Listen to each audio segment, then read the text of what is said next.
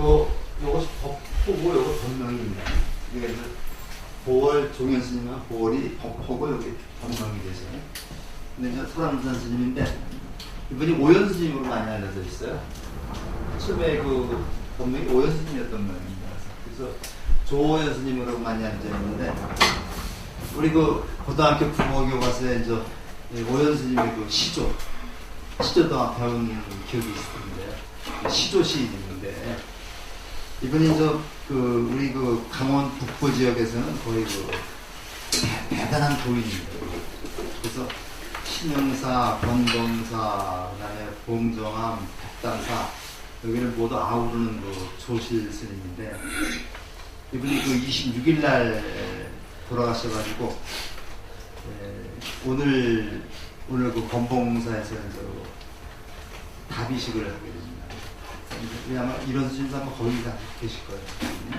그래서 제가 지난주 25일에 제가 권봉사를 다녀왔거든요. 권봉사 가서 거기 유일하게 우리 권봉사 가면 그 부처님 진신사를 볼 수가 있어요.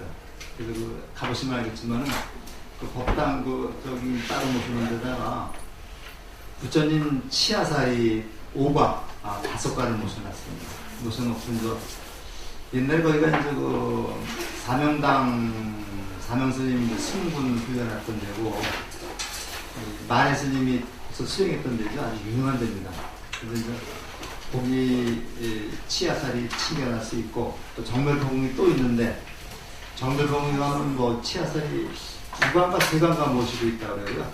5관이 이제 잃어버렸다가 찾은 겁니다. 그래서 거기 모셨는데 나중에 이제 권봉사 그 금강산이라 그러죠.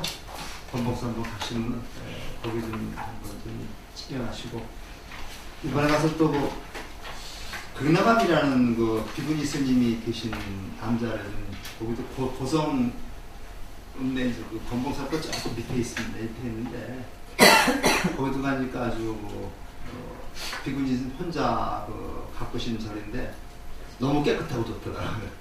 우리가 이제 무산 스님은 아시다시피 그 용대리 쪽에 이제 설악산 백담사 쪽에 이제 가면 용대리 전진하서 가죠. 그 용대리 거의 다 가면 오른쪽에 만해마을이라고 있어요. 가보셨죠 여기? 네, 만해마을이라고 있는데 그 만해마을이 이제 오연 스님이 만든 데입니다. 그래서 만해마을을 만들고 만해마을에서 이제 그 만해상도 제정해서 하고 불교평론이라는 잡지도 여기서 지원해서 하시는 겁니다. 그래서 이제 거기에 저도 가서 이제 2번인가 가서 연수 가서 이제 잠도 자고 이제 실제로 바로 보면 거기서 좀 하고 그랬는데 이 오연 스님이 이제 이 만해마을을 조성 엄청 넣습니다. 조성하고 요거를 그냥 가만히 두면 상제들이 쌍을 것 같아요. 그러니까 이제 오연 스님이 요 만해마을을 동국대학교에 기증을 했습니다. 기증을 해서 동국대학교에서 관리하고 있는데 법납이 62세 법납 출가해서 이제 돌아갔을 때까지 그 수행 기간을 법납이라고 해요. 법납이 62세 그다음에 이제 세속나이가 이제 87세 조금 더 사셔도 되는데 좀 돌아가셨는데 아마 우리 그런 도인이 한번 그 산에 계시면서 수행 정진하시면 부자들이 모이게 돼 있습니다. 우리 성처 스님 같은 분이 이제 가야산에 계시니까 이제 그 성처 스님 돌아가시고 나서 부자가 아주 늘었다고 그래요. 그런데 또 이 사건 터지면서 또 줄고 그러는데 이분 아마 그렇게 알려지진 않지만은 대단한 분입니다. 이런 것이 이제 불자 이런 분들이 계신 불자가 늘어나는데 또 피디스토 같은 데가 또 폭탄 때리면 또 그래서 이제 어제 됐어요? 어저께 안 좋았어. 그래서 제가 덮어신문 보니까 포교사단하고 중앙신도에서 이제 강력하게 대처한다는 얘기가 나왔는데 근데 뭐가 좀 그냥 그걸 보지 마세요. 근데 그럴수록 이제 우리가 중간에서 그냥 명쾌하게 해답을 하든지 반성하든지 했는데 그게 없으니까 자꾸만 그렇게 됐어요. 넘어가시죠. 일부에서는 지난번에 우리 멋정사 갔죠? 멋정사 갔는데 거기 멋정사를 이제 중건하시는데 도움을 주신 분이 이제 조중훈 씨라고 얘기를 했죠? 그래서 그 조중훈 씨 이제 있는데 의도적으로 이제 이건 믿을 만한 얘기는 아닙니다. 의도적으로 이제 불자 기업을 죽이기 위해서 심하게 한다는 얘기도 있고 그래요. 삼성도 그렇죠. 삼성도 불자 기업이죠. 그래서 이제 그런 얘기도 이제 하시는 분이 있는데 그건 믿을 만한 얘기는 아니고 그렇다면 안 되겠죠. 네. 그럴수록 우리가 이제 스님들이나 이 불자들이 더 수행 정진을 열심히 해야 됩니다. 사실은 스님들은 저래서 수행 정진 하셔야 돼요. 네, 오늘은 아주 굉장히 중요한 거를 합니다. 아마 오늘 하는 수업이 제 수업 중에서는 아마 가장 핵심이 되는 부분이 아닌가 생각을 하는데요. 차례를 든 것에 목자. 네, 목자를 오늘이 이제 7장 여기 앞에 목자 나오는 거 있죠? 이게 이제 7장이 이제 오늘 할 겁니다. 보살의 삶에서 우리가 이제 보살의 가장 중요한 게 육바람일입니다. 육바람일, 그 다음에 사서법, 사무량심, 그 다음에 이제 그 유명한 보현 행원 이런 것들을 이제 우리가 해서 우리가 어떻게 수행 정진할 것인가. 요거 답이 오늘 여기 있습니다. 그래서 오늘은 요거를 하고요. 7장 이렇게 맨 앞에 170쪽부터 195쪽 거기에 있고요. 그 다음에 이제 다음 시간하고 그 중에 2시간이 더 뒤죠. 수요일날 현충이라고 있기 때문에 6월 20일 날은 그 밑에 8강이 있습니다. 왜 예불을 드리고 법회에 참석해야 하나. 요거 이렇게 길지 않기 때문에 요거 하고, 그 다음에 9장 10장은 우리가 이미 한 겁니다. 그렇기 때문에 요거는 간단하게 이제 보면서 좀 설명을 드려서 20일 날은 8, 9, 10강을 하겠습니다. 그래서 이제 8강을 주로 하고, 그 다음에 이제 9장 10장은 우리가 이제 이걸 보면서 이제 간단히 설명하는 걸 하고요. 27일 날인가요? 6월 27일 날은 11장. 우리가 이제 대한불교 조계종에 대한 것을 1시간 동안 하고, 그 다음에 이제 법당 사정을 봐가면서, 거기서 이제 둘째 시간에는 이제 한번 우리가 법당 사정을 봐야 됩니다. 제사가 있으면 또 안 되니까. 봐가면서 이제 우리가 바로 공양을 하는 거로 해서 마지막 끝나는 관계가 됐습니다. 그래서 오늘은 그제 170쪽이 270쪽인가요? 170쪽에 이 부분을 하는데 이게 굉장히 중요한 부분입니다. 여기.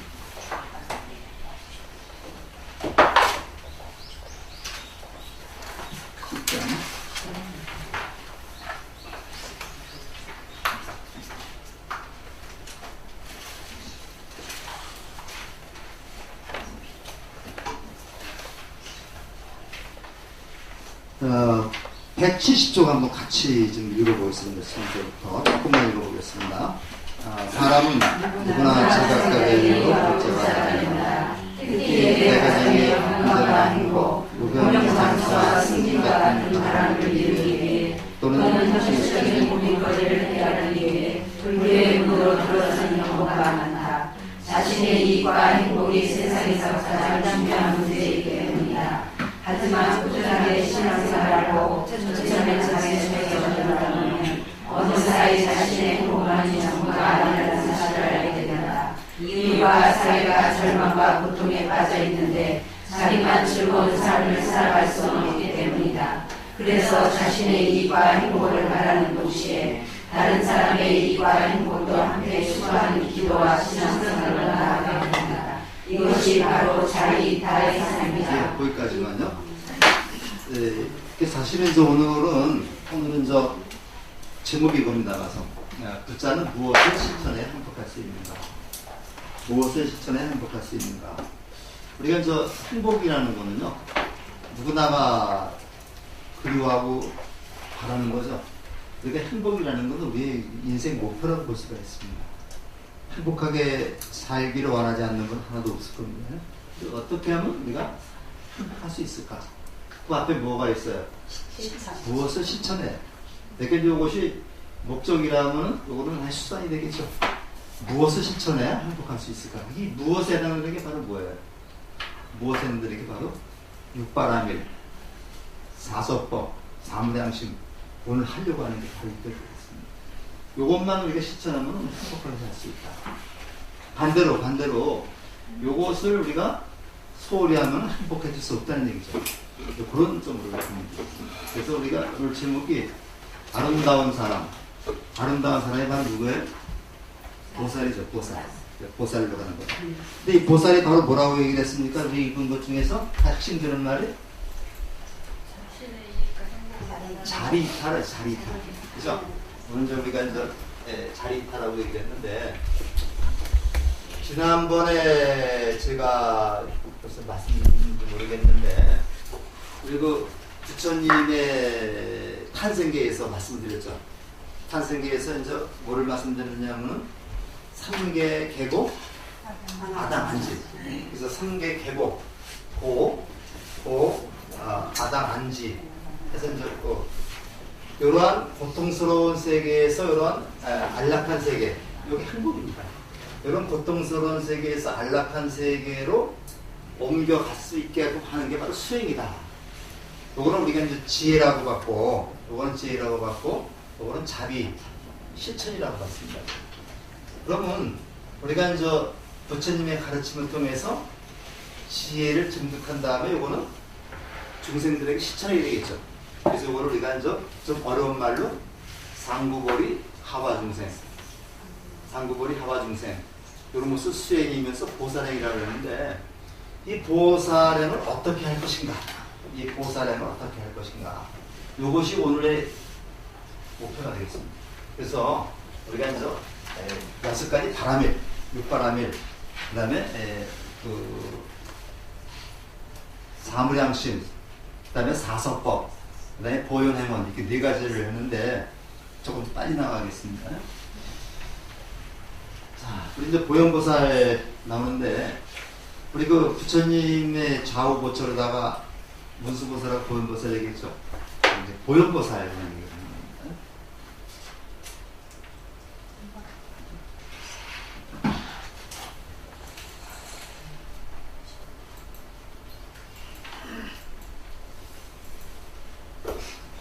오늘 좀 옷 좀 벗겨야겠어요? 네. 덥지가 않아요.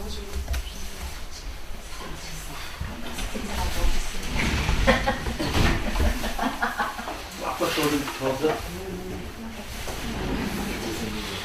벗으니까 더 멋있어요. 진짜 벗으시죠. 이거 하려고요?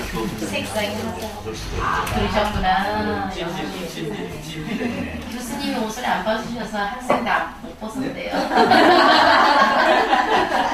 여기 어르신이 더워서 입었는데 거기 문이 열을까봐. 아니 에어컨. 그렇게 이해는 아닌데요.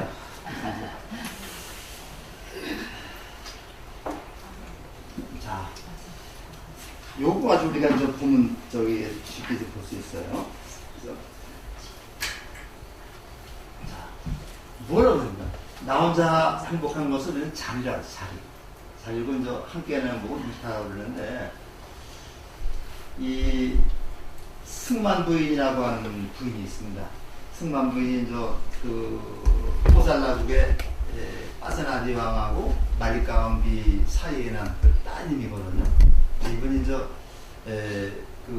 우칭왕이라고 하는 이웃나라 왕한테 시집을 갔는데, 파세나디 왕하고 말리까 부인이 자기 딸한테 부처님 법을 배워라 이렇게 얘기를 해서 승만 부인이 부처님 법을 열심히 배웠습니다. 배워가지고 굉장히 높은 경지에 오른 다음에 승만 부인이 부처님 앞에서 자신의 소원을 내가 이렇게 살겠습니다라고 하는 소원을 얘기하는 게 나와요. 이게 승만경이라는 경전입니다. 아주 유명한 경전인데 우리가 거사로서 스님들한테 설법한 경전이 유마경이라는 보살이 제가보살이죠. 제가보살이 설법한 그런 것을 모은 게 승만경이라는 경전입니다. 거기에서 승만부인이 그 부처님한테 10가지 소원을 얘기해요. 나는 이렇게 살겠습니다 하고 쭉 얘기를 하니까 부처님이 그걸 다 인가해 줍니다. 그러면서 너는 이 다음에 이제 부처가 될 것이다 이렇게 수기를 주거든요. 10가지 소원을 얘기를 한 다음에 다시 또 더 큰 자기의 소원 3가지를 얘기를 합니다. 3가지는 첫째가 자리입니다. 첫째가 자리. 내가 지혜를 듬득해서 부처답게 살겠습니다. 그게 첫 번째 소원. 두 번째가 이타입니다. 내가 부처가 공부를 해가지고 가난한 사람을 위해서 내가 봉사하겠습니다. 세 번째 요거를 마무리하는 게 자리 이타입니다. 자리 이타가 돼가지고 여기서 끝나지 않고 자리에서만 끝나지 않고 또는 이타에서만 끝나지 않고 내가 더욱 열심히 나 자신을 위하고 남을 위해서 내 평생을 바치겠습니다. 이렇게 얘기를 하니까 부처님이 실천하시는 내용이 승만경이라는 경전이 나와요. 경전이 나와서 자리이타라고 하는 말이 자리이타는 우리는 쉽게 얘기하지만요. 이거는 바로 불교의 목적이자 불교의 이상이다라고 볼 수 있어요. 요거를 조금 어렵게 얘기를 하니까 상구보리 하와중생에 나오는데 우리가 아주 쉽게 얘기하면요. 나 혼자 행복한 것이 아니라 나와 남이 함께 행복한 것. 나와 나를 합치면은 나와 남을 합치면 우리라는 말이 되죠. 우리가 모두 행복한 것. 이게 불국 정토고 불교의 이상이고 불교의 목표입니다. 목표인데 우리가 흔히 자리 이타를 추구하는 것이 대승이다. 그 다음에 자기만을 추구하는 것이 소승이다라고 얘기하는데 사실은 그렇지 않습니다. 우리가 소승불교라고 말하는 육랑한 불교가 오히려 어떤 면에서는 더 중생과 함께하고 있어요. 그분들 깨끗합니다. 봐서. 미얀마 같은 데 가보면요. 진짜 우리가 보기엔 가난한 것 같지만 그 사람들은 진짜 스님들을 공경하면서 행복하게 살아요. 굉장히 행복합니다. 행복지수가 굉장히 높다 그러죠. 부탄이 또 그렇다는 거예요. 그래서 우리가 꼭 돈 많고 과학적으로 편리한 것만 행복은 아니다. 우리가 마음이 행복해야 되는 거죠. 그래서 여기 보면요. 보살이 누구냐? 이런 분을 보살이라고 그래.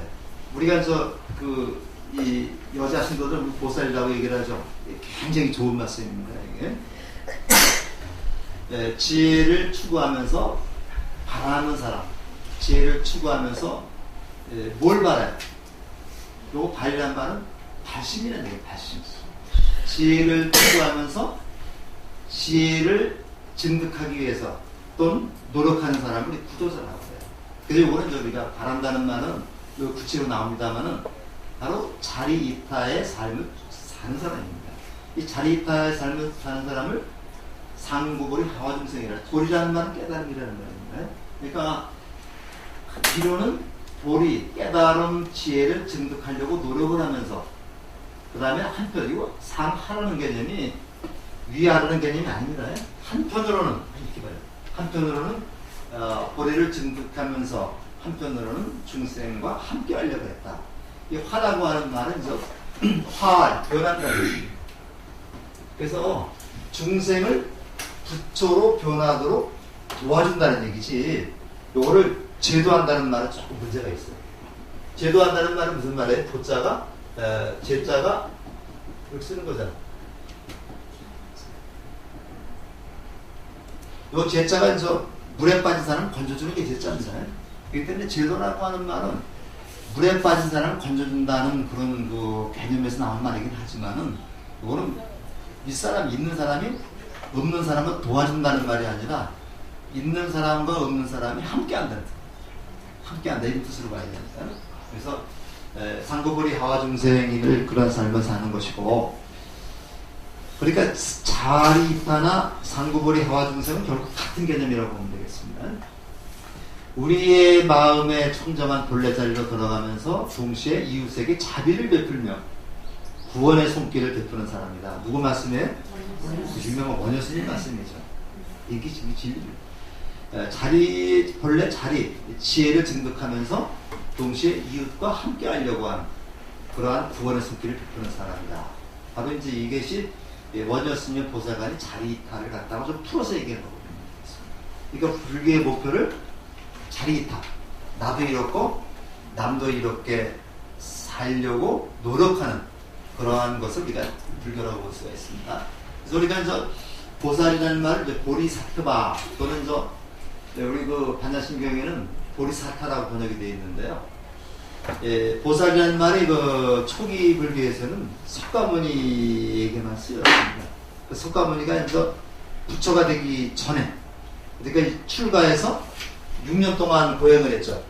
6년 동안 고행했을 때, 요때를 석가모니를 보살이라고 했는데, 지금 이제 보살이라는 개념이 좀 확장이 돼가지고 이제 우리 신도들한테도 쓰이고 있습니다. 그러니까 그냥 우리가 보살 하니까 어떻게 생각해야 되느냐? 보살이 돼서 보살이라는 게 아니라 보살이 되도록 노력하라는 뜻으로 보면 되겠죠. 그리고 이제 일단 우리가 불문에 들어왔으면 다 부처고 보살이 되는 겁니다. 그래서 이제 이웃과 세상을 위해서 자신을 희생한다. 근데 자신을 희생한다라고 하는 말은 조금 좀 어폐가 있죠. 자신을 희생한다기보다는 이웃과 세상을 위해서 함께 같이 노력한다. 이걸 정진이라고 해요. 정진이라는 말이지. 불교에서는 나를 희생해서 남을 이롭게 한다는 얘기가 아닙니다. 나가 같이 상생하는, 윈윈하는 그러한 것을 이런 불교에서는 얘기를 하고 있습니다. 그래서 이제 이것이 석가모니가 보살인데 이렇게 발전했다. 다음에 이제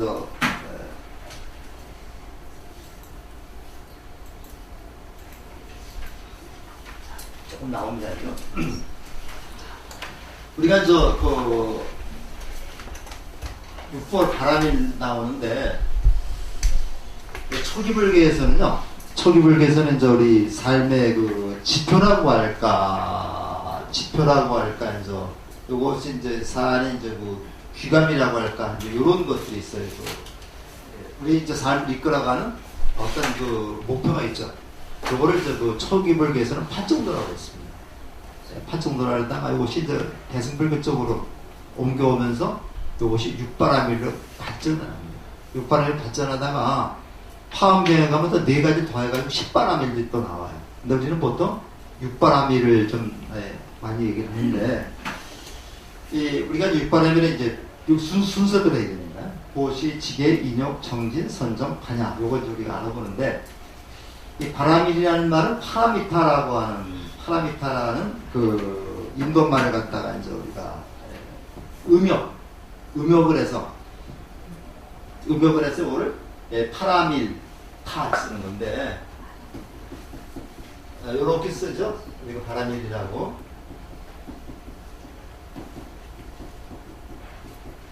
이렇게 쓰는데, 우리가 이걸 읽을 때는 불교에서는 피업이나 키업 같은 거 쓰지 않습니다. 그래서 우리가 읽을 때는 바라밀 또는 바라밀따 이렇게 바라밀따. 그래서 이제 바라밀따 이렇게 얘기를 하죠. 우리 그 아침에 독성했습니다만은 뭘 했어요? 마하, 반야, 바라밀따, 신경. 마하라는 말은 크다는 얘기죠. 이건 이제 상대적인 개념이 아니라 절대적으로 크다는 얘기입니다. 그래서 우주 같은 거는, 지구 같은 거는 다른 거하고 비교할 수가 없죠. 그 우주처럼 더 이상 큰 것이 없을 정도로 큰 거. 이게 이제 마하라는 말이고, 반야라는 말은 무슨 말이에요? 지혜라는 얘기죠. 그러니까 큰 지혜, 무상의 지혜로 어떻게 한다고요? 바람있다가 건너간다. 어디로 건너가요? 여기서 일로 건너가는 거죠. 십자는, 요거는 이제 마음이라는 얘기가 아니라 핵심. 요점을 맞을 때 핵심이라고 해서 십자 쓰죠. 그러니까 이제 반야의 지혜로 피 안에 이르는 핵심적인 가르침. 이것이 바라미타 신경이라는 얘기인데요. 이 바라미타라고 하는 말을 요거를 요렇게도 해석이 될 수 있고요.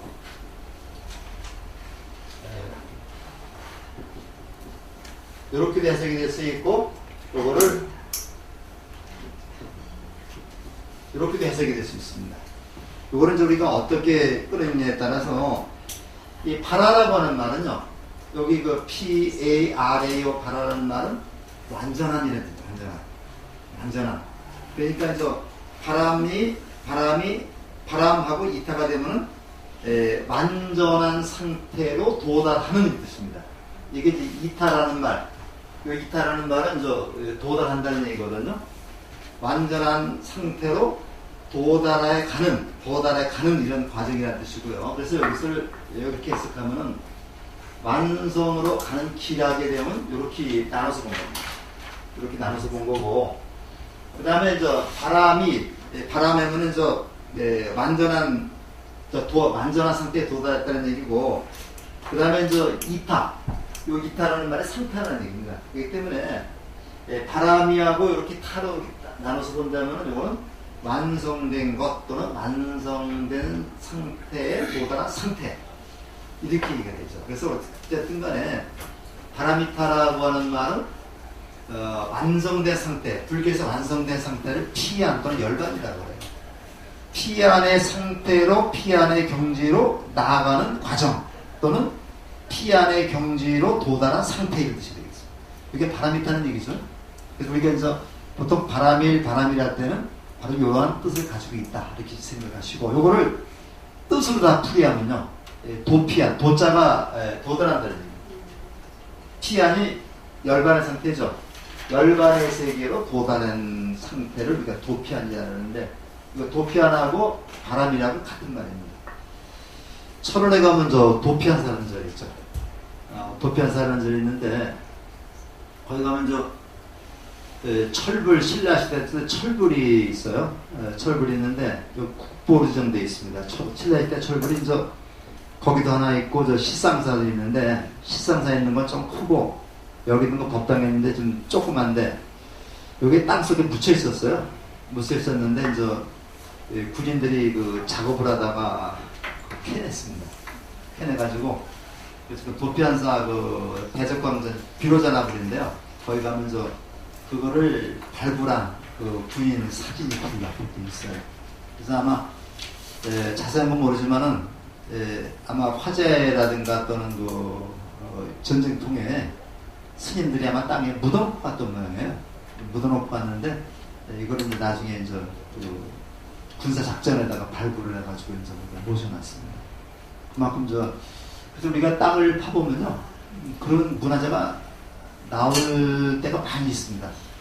굉장히 많이 나올 거예요, 아마. 경주나 이쪽에는 더 많죠. 그래서 우리가 바람이라는 말이 그러다시피 차안, 우리가 살고 있는 데는 차안이라고 하는데, 이 불교에서는 인도라는 나라가 바다도 많이 있지만 이 강이라는 게 굉장히 중요한 역할을 해요. 그래서 우리가 보통 보면 겐제스강이 이렇게 있는데, 이 사람들은 이 강이라고 하는 말이 매년 강에 뭐가 있어요? 물이 흐르고 있죠. 그래서 물이라는 것이 내 몸에 있는, 마음에 있는 번뇌를 씻어준다는 역할을 하기 때문에, 씻어주기 때문에 이 강을 굉장히 중요하게 생각을 하고, 이 강물로다가 몸을 씻으면은 내가 천상에 태어난다. 그래서 저희가 강 이쪽과 저쪽을 얘기를 해서, 요건 안자가 강변이라고 하는 그런 뜻이죠. 그래서 이쪽에서 이쪽이 건너가는 거, 요거를 우리가 깨달음의 세계를 간다. 왜냐? 이 물이 뭐예요? 물이 내 모든 번뇌 망상을 다 씻어내주죠. 그렇기 때문에 나를 청정하게 해주기 때문에 이쪽에서 이쪽으로 가는 것을 굉장히 영광스럽게 생각을 합니다. 그래서 요걸 차안, 요거를 피안, 요걸 우리말로 하면 요걸 이승, 요게 저승이 됩니다. 그렇죠? 차안이라는 말이 이승이고, 그 다음에 피안이라는 말이 저승이 되기 때문에 사실 우리가 저승 간다고 얘기를 하지만 이거는 따지면 굉장히 좋은 말입니다. 그런 얘기가 되고, 그렇기 때문에 도피안이라는 말은 내가 향상한다, 발전한다, 또는 성취한다, 이런 뜻으로 우리가 봐야 됩니다. 우리는 매일매일 바로 우리가 배우면서 하는 나를 완성시켜가는 것이 필요하다 이렇게 볼 수 있어요. 예를 들어서 이제 내가 내 아들, 딸을 한번 잘 키우고 싶다, 잘 키워서 훌륭한 사람 만들고 싶다, 이런 거 다 가지고 있죠. 그래서 그렇게 되면요, 내 아들, 딸을 잘 키우고 싶다라고 하는 원을 세우는 것을 발심이라는 거예요. 발심. 그 발심을 조금 구체적인 얘기하면 발보리심이라는 거예요. 이걸 다시 더 구체적으로 얘기하면 발안욕 따라 삼맥 삼보리심이라고 해요. 그래서 내가 이제 아들, 딸을 잘 기르겠다, 훌륭한 사람으로 키우겠다. 저게 묶으세요, 그냥. 이거 열어놓으면 돼요. 이렇게 얘기하면요, 요거는 이제 발심 단계라고 볼 수 있고, 내가 세운 원을 실천해 나가는 게 이제 뭐냐면 바람의 을 닦는 겁니다. 내가 이제 어떤 원을 세웠으면 그걸 실천해 나가야 되겠죠. 이 실천해 나가는 게 이제 바람일행을 닦는 것이 되는 거고, 그 다음에 내가 원대로 잘 성취됐으면, 자식이 잘 성공했으면 이게 바람일을 성취했다고 얘기해요. 그래서 우리가 이제 항상 바람일이라고 하는 거는 내가 목표를 설정하기 위해서 어떻게 내가 노력하느냐. 암만 원대한 큰 좋은 목표를 설정했다 하더라도 실천하지 않으면 소용이 없는 거죠. 그래서 이렇게 실천하는 방법을 6가지를 제시해 줍니다. 첫째가 이제 보시입니다. 보시라는 말은 무슨 말이에요? 베풀라, 주라, 아낌없이 베풀라는 얘기예요. 그래서 우리 이제 본 교재를 좀 보면서 하겠습니다.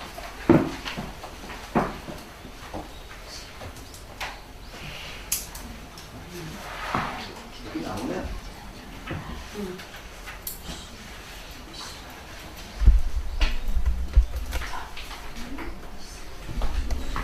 먼저 이제 보시바라밀이 나오는데,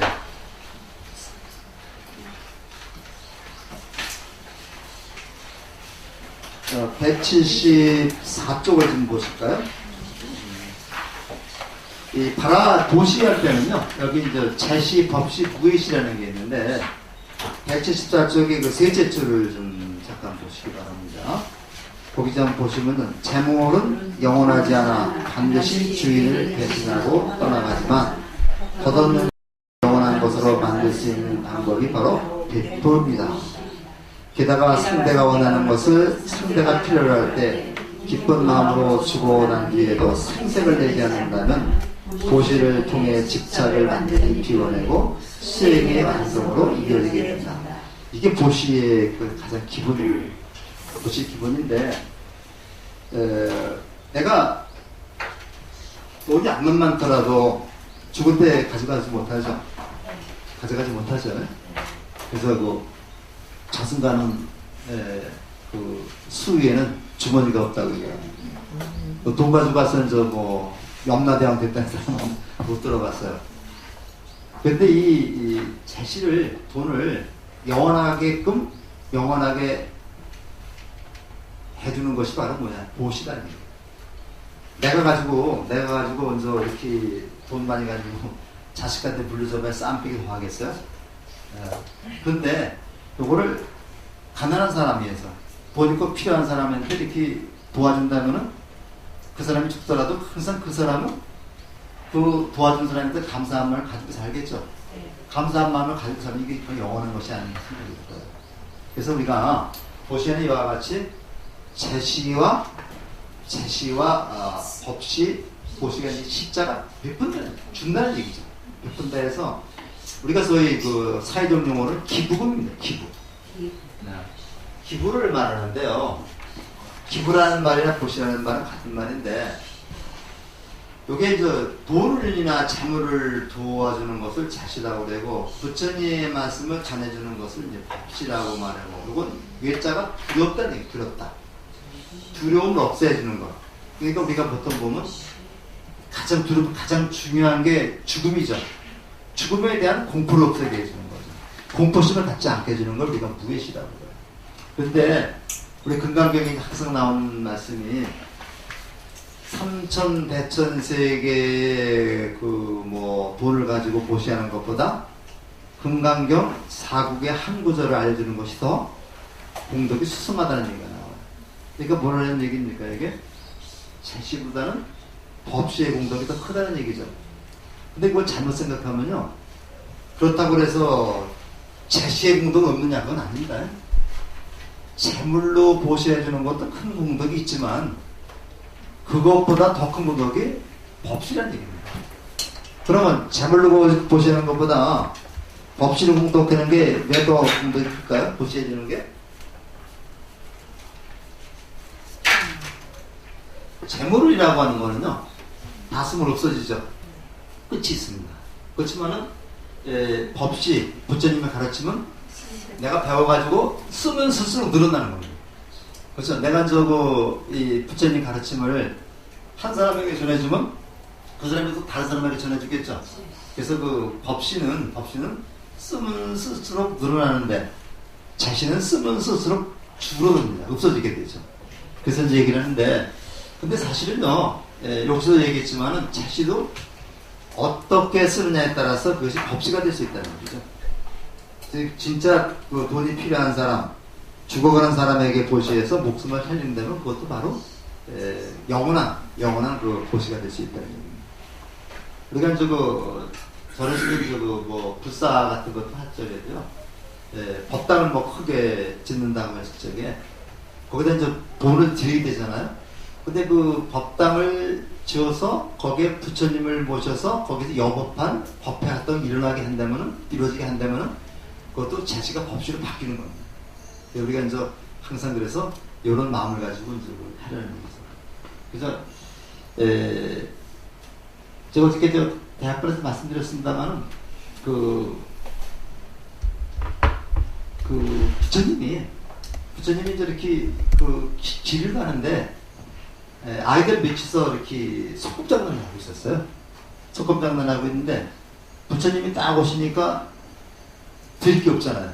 그러니까 한 아이가 조그만 깨진 냄비 같은 도자기 같은 깨진 거 있죠. 거기다가 이제 모래를 담아가지고 부처님한테 드렸어요.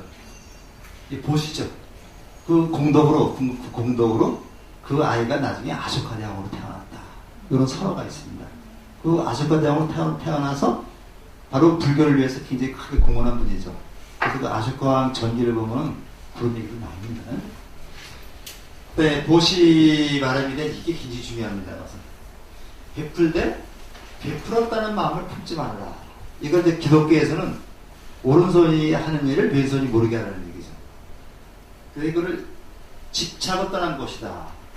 그래서 우리가 이제 육조해능 선사가 이제 나무꾼이었었는데 나무를 지고 가는데 어떤 사람이 금강경을 읽는 걸 들었어요. 읽는데 금강경 그 구절에서 응무소주 이생기심이라는 말을 했어요.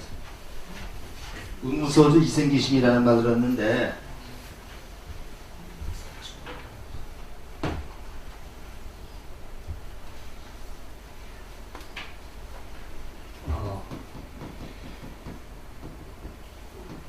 이거 금강경에 나오는 말입니다.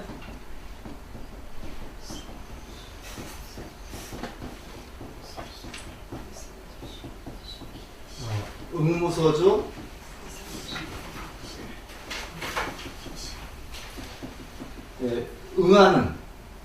응하는 마땅히 머무는 이거 소주라는 말 주장이 머문다는 얘기입니다. 응당 머무는 곳이 없이 그 마음을 내라는 얘기거든. 응당 머무는 바 없이 그 마음을 내라는데 내가 요걸 듣고서 추가해야 되겠다는 생각을 했다는 얘기죠. 이 말이 무슨 말이냐면요. 응당 마땅히 머무는 바가 없이 요건 그래서 그 마음을 내라. 그 마음이 어떤 마음입니다. 그 마음이 불법을 배우겠다는 마음. 또는 남을 돕겠다는 마음이거든요. 근데 내가 누구를 처라는 말은 장소라는 뜻입니다. 내가 누구를 도운 다음에 내가 그 사람에게 도움을 주었다는 생각이 머무는 것이 처음이다. 이게. 그 생각이 머무는 거. 그러니까 우리가 먼저에 내가 누구한테 돈 100만 원을 갖다가 좀 도와줬다. 근데 100만 원을 도와줬다는 그 생각이 머무는 것이 줍니다. 이게. 그러니까 이것이 있으면 안 된다는 얘기죠. 그래서 요거를 다른 말로 하면 요거를 우리가 집착이라고 말해요. 집착이라고 말하고 요것이 없이 보시하는 거를 우리가 무주상 보시라고 얘기해요.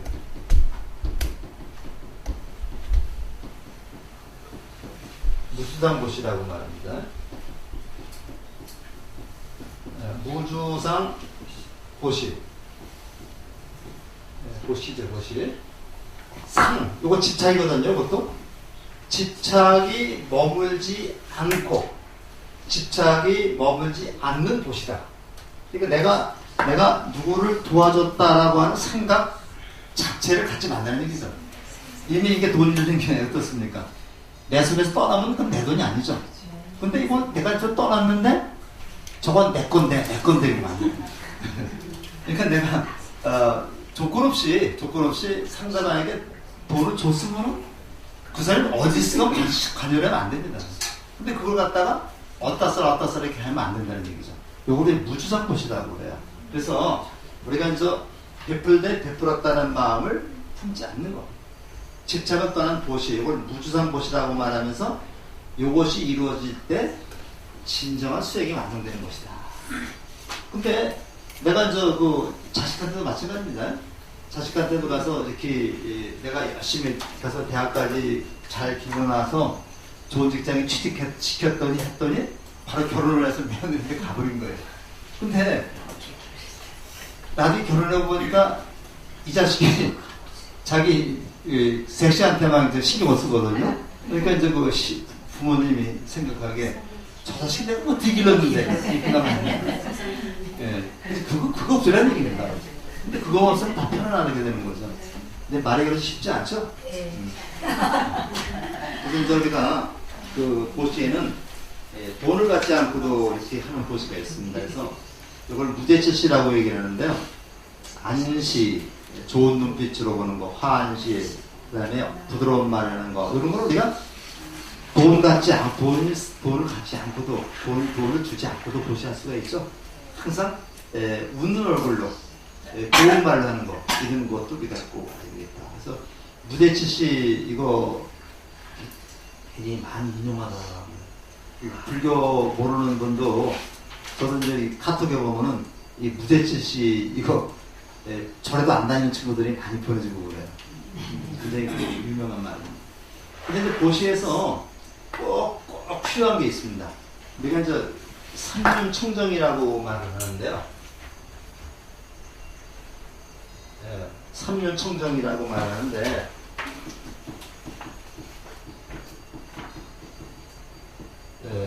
보시하는 사람, 보시자. 네, 보시를 받는 사람, 그 다음에 보시하는 물건, 요 세 가지가 다 청정해야 된다는 거예요.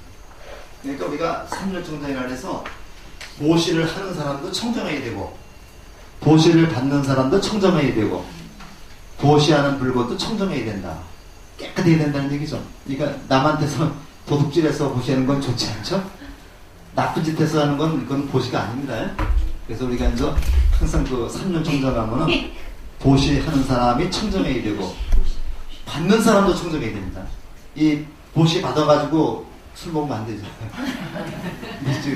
그래서 불자들이 보시한 거는요 굉장히 무서운 거입니다. 이거 함부로 쓰면 안 되는 거예요. 스님들이 보시한 것, 스님들은 보시를 먹고 사는 거잖아요. 그래서 보시금을 함부로 쓰면 안 되는 겁니다. 그렇기 때문에 항상 부처님 생겨보면은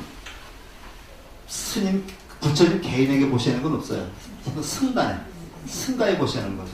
그러니까 우리가 이제 저 절에서도 스님 개인에게 보시는 게 아니라 승가, 그 절에다 보셔야 한다는 그런 생각을 가지고 뭐로 삿대 용서를 쓰면 안 되는 거죠. 예, 스님이 이렇게 법문을 또 바깥에 나가셔가지고 그래서 거기서 돈을 받아가지고 이런 건 사적으로 써도 괜찮겠죠. 근데 이제 우리가 신도들이 주는 거는 이거는 굉장히 무서운 돈이다.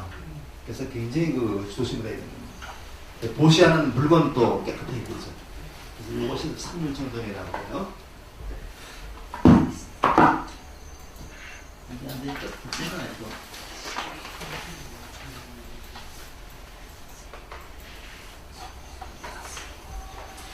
그 다음에 지게의 바람일인데, 이 개, 지자는 지닌다. 그런 뜻입니다. 그래서 지게는 오개를 지키는 것이 다른 생활 규범입니다.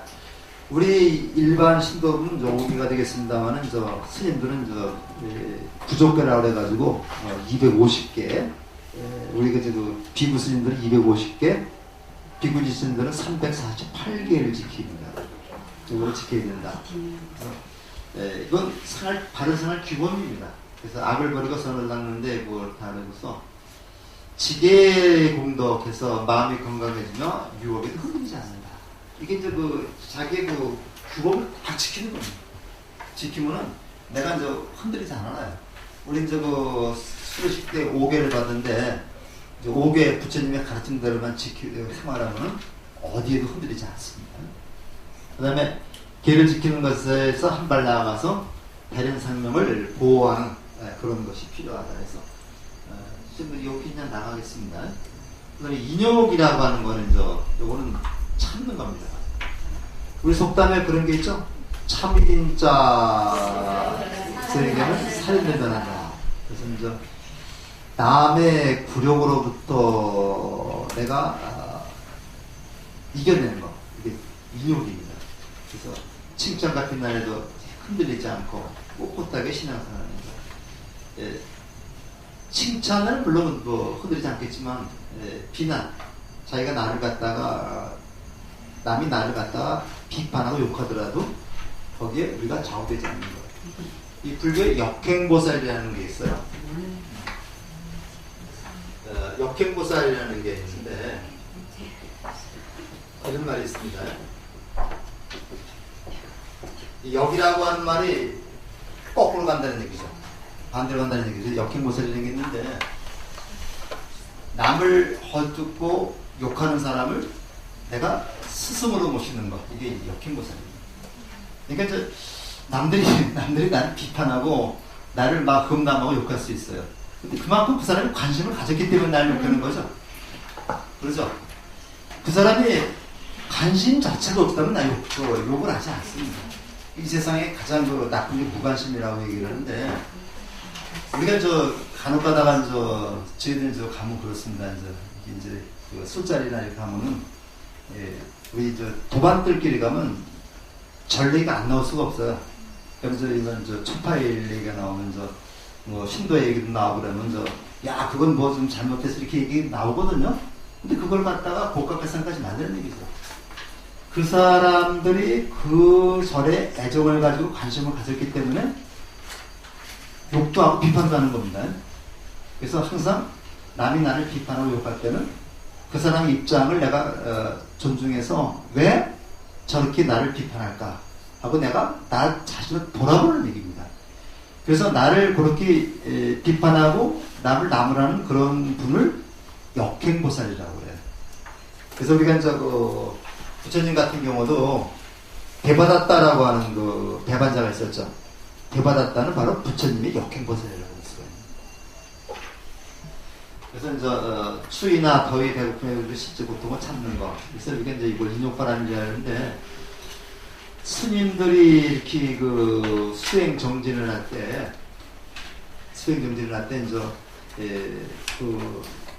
추워도 더워도 딱 이렇게 저되지 않는 겁니다. 우리 경호 스님 같은 경우는요, 경호 스님 천장암이라고 서산에 있습니다. 지금 천장사라고 해서 불산을 많이 해가지고 지금은 그냥 건물이 많은데, 제가 처음에 가볼 때는 조그만 법당 인법당이라고 그래요. 이렇게 이제 법당하고 요사창이 같이 붙어 있는 거 인법당이래요. 인법당 하나밖에 없었거든요.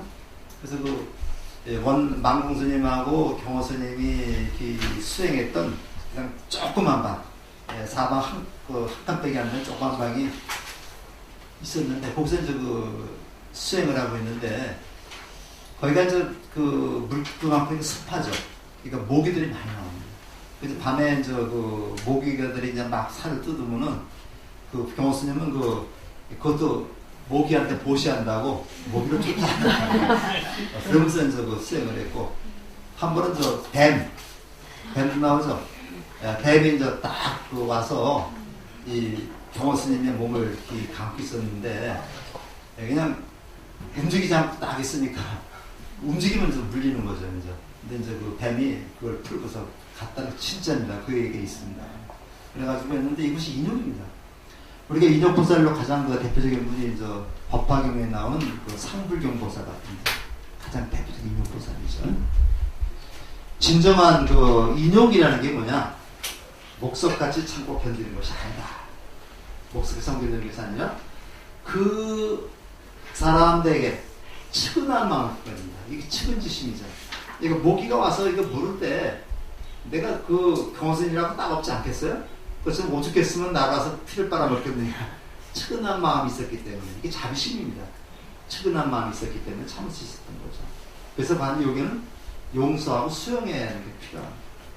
암만 예수지간이라도 측은한 마음을 가지고 용서하고 그것을 수용해야 된다는 그런 뜻이 되겠습니다.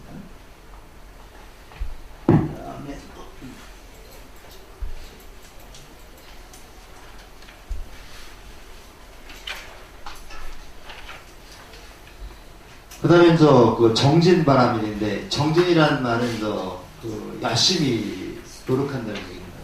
뜻하는 바를 이루기 위해서 쉬지 않고 부지런히 용감하게 앞으로 나아가는 거다. 그래서 경전에 보면요, 우물을 탈 때 쉬지 않고 파야 감로수를 듣다 그래요. 그러니까 우물을 어떤 사람은 조금 몇 삽으로 파다가 말고 안 나온다 그러죠. 근데 그렇게 하면 안 된다는 얘기죠. 끝까지 파야 된다. 그래서 옛날에 정진이라는 말에 이제 그런 얘기 있어요. 옛날 사람들이 이제 저기다가 맷돌에다가 숫돌에다 이제 이렇게 망치 이걸 갖다가 이제 가면서 뭘 바늘 만들겠다고 그런 커다란 새덩어리를 갈면서 바늘 만드는 그런 마음으로 정진이라는 얘기죠. 그래서 요거는 무엇을 하겠다는 뜻을 일으키기, 부지런히 앞으로 나아가기, 머물 거를 먼저 스스로 정리하기 위해서 이런 마음을 일으켜야 되고, 그 다음에 정진해야 되고, 그 다음에 방일해야 되지 않아. 방일하면 안 된다. 이렇게 세 가지가 갖춰야 된다는 얘기죠. 이거 대지도론이라는 그걸 용수보살이라고 하는 분이 쓴 책인데요. 어떤 하겠다는 마음을 일으켜야 되고, 그 다음에 열심히 노력해야 되고, 그 다음에 이것이 계속 이어져야 된다는 얘기죠. 그래서 정진이라는 말은 이러한 마음을 일으키고서 요거를 꾸준히 이끌어가는 것, 요거 이끌어가는 것이 바로 정진이라고 볼 수가 있겠습니다. 그 다음에 선정에서 선정은 참선이에요. 마음을 집중해서 가라앉히는 건 선정이라고 해요.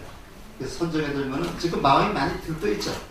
요걸 이렇게, 요걸 우리 선정하는 벽을 보고 참선하는 그런 모습인데요. 이렇게 마음을 가라앉히면은 온갖 욕망이라든가 걱정 것들이 다 사라지고서 마음이 평화가 온다고 해요. 마음이 평화가 오면은 거기에서 새로운 지혜가 증득이 된다는 거예요. 그래서 우리 선정바람일인데, 요거는 우리가 나중에 기도할 때 이거는 많이 합니다. 많이 해서 우리 입정도의 선정이 한 종류라고 볼 수가 있겠죠. 그 다음에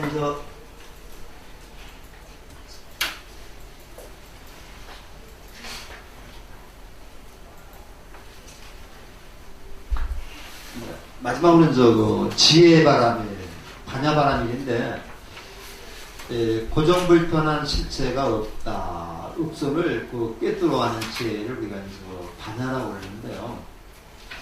이게 실체가 없다는 요거는 굉장히 좀 어렵습니다, 이게. 이걸 실체가 없다는 것을 아는 것을 실상을 본다는 얘기를 하는데, 우리 몸이라고 하는 게, 우리 몸이라는 것이 이제 색소상행식 오온으로 이루어졌다 그러죠. 근데 이제 우리가 몸이 좀 있잖아요. 있는데 어떤 변하지 않는 어떤 실성, 이걸 자성이라고, 자성. 변하지 않는 어떤 자성이 있다면은 내 몸은 영원히 이렇게 젊은 그 시절의 몸으로 있어야 돼요. 근데 내 몸이라는 게 시간이 감에 따라서 늙고 변해가죠. 그런데 이거는 내 몸을 이루고 있던 어떤 변하지 않는 자성, 실상이 없다, 실체가 없다는 얘기죠. 이 실체를 우리는 아트만이라고 얘기를 합니다. 근데 오늘 굉장히 좀 어려운 문제이기 때문에 지금 이렇게만 좀 보면 되겠습니다. 그리고 나중에 이제 대학에 진학하면은 요 실상에 대한 문제, 자성에 대한 문제는 더 구체로 나오게 됩니다. 반야지혜라는 것은 바로 실천적인 지혜다. 실천이 수반되지 않는 지혜는 죽은 지혜가 되죠. 이걸 건해라고 그래요. 마른 지혜를 건해라고 그러는데, 일체의 분별과 차별, 편견, 조약을 조건과 제약을 벗어났다. 일체의 속박과 형성을 벗어났다. 걸림없는 자유, 이렇게 얘기를 했는데, 이 반야바라밀은 육바라밀 중에서도 가장 핵심이 되는 그 바라밀이 돼가지고, 육바라밀에 가장 그 밑바탕에 깔려있는 게 반야바라밀이 되겠습니다. 그래서 여기는 일반적인 것이 쭉 나오는데, 육바라밀은 반야바라밀을 공통으로 간직하고 있다. 그래서 우리가 보시, 지계, 보시, 지계, 그다음에 뭐죠? 인욕, 그다음에 정진, 선정, 이렇게 5가지 나왔죠. 그 5가지가 나왔는데, 이 5가지를 모두 꿰뚫고 있는 것이 반야바라밀이에요. 네? 반야바라밀이고, 그렇기 때문에 배승기신론이라고 하는 그런 책에 보면요, 육바라밀에서 선정과 지혜를 한데 묶어버렸어요. 선정과 지혜를 묶어버려가지고 육바라밀을 5개로 얘기를 하고 있어요. 왜냐하면요, 선정의 상태에 들어가면 그게 바로 지혜를 증득하는 거거든요. 그러니까 지혜라는 게 어떤 그 실상, 어떤 물체가 있는 게 아닙니다. 요런 것이 있어가지고 이 지혜라고 있는 게 아니라, 내가 선정에 들어서 생각이 바뀌는 겁니다. 생각이 바뀌는 게 지혜. 어떻게 생각이 바뀌느냐? 중생의 생각에서 부처의 생각으로 생각이 바뀌는 것. 이게 지혜입니다. 그렇기 때문에 반야바라밀이라고 하는 거는 내가 이러한 5가지 수행을 통해서 내가 중생의 생각에서 부처의 생각으로 관점이 바뀌는 것. 이렇게 생각합니다. 그럼 내가 어떤 노릇을 하겠어요? 그다음부터는 중생 노릇을 하지 않고 부처 노릇을 하는 거죠. 그래서 우리가 이렇게 하는데, 문제가 요런 지혜 향기를 자기 혼자만 즐길 게 아니라 요거를 다른 사람과 함께 즐기게 되면은 바로 그 지혜의 향기가 온 세상을 다 덮을 거다. 이게 맑고 향기롭게 하는 거예요. 법정 스님이 운동하신 게 맑고 향기롭게 운동을 많이 하셨는데, 맑고 향기롭게 하는 운동이 모두가 지혜로운 사람이 돼서, 그 지혜로운 사람이 이 세상에 넘쳐나는 그런 세상을 만들자고 하는 것이 법정 스님의 그런 목표고, 그것이 바로 부처님이 추구했던 세상이라고 생각이 듭니다.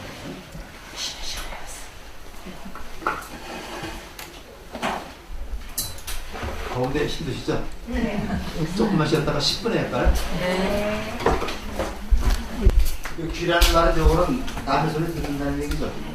남의 소리를 세 사람의 소리를 들어가지고 손으로 다 움직이는 게 섭입니다. 그러니까 내 의견을 얘기하기보다는 남의 의견을 존중해서 실천한다는 말이 섭이라는 얘기죠. 그래서 이걸 포섭한다는 얘기인데, 그걸 나쁜 의미로다가 하는 말이 아니라 남의 의견을 내가 이렇게 껴안는다는 뜻으로 봐야 됩니다. 그래서 여기 우리가 불교에서 굉장히 실천행으로서 굉장히 중요한 겁니다. 그래서 모든 중생들이 한마음 한뜻으로 화합하고 어우러지는 것이다. 근데 이렇게 집단을 운영할 때 자기 의견만 얘기를 해서 싸움빼기를 하는 게 없죠. 그러니까 뭐가 돼야 돼요? 남의 의견을 많이 들어야 되는 거죠. 남의 의견을 듣고 꼭 필요한 말만 하는 게 이제 돼야 되는데 그 섭이라고 하는 한자 말이 굉장히 의미가 깊은 말입니다.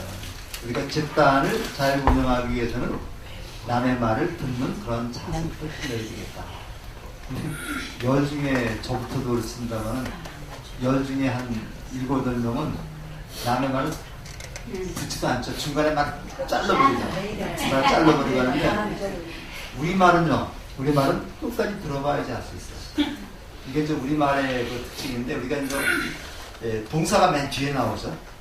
그래서 그러니까 이제 그 목적어가 나오고 동사가 나오는데 맨 끝에 이거 하겠다 안 하겠다가 맨 끝에 나와요. 영어 같은 거는 동사가 앞에 나오죠. 앞에만 들으면 의지를 알 수 있는데 우리말은 중간에 말을 끊어버리면 저 엉뚱한 얘기가 돼요. 절대로 얘기할 때 다른 사람 얘기할 때 이제 중간에 얘기 끊어버리는 건 되게 실례입니다.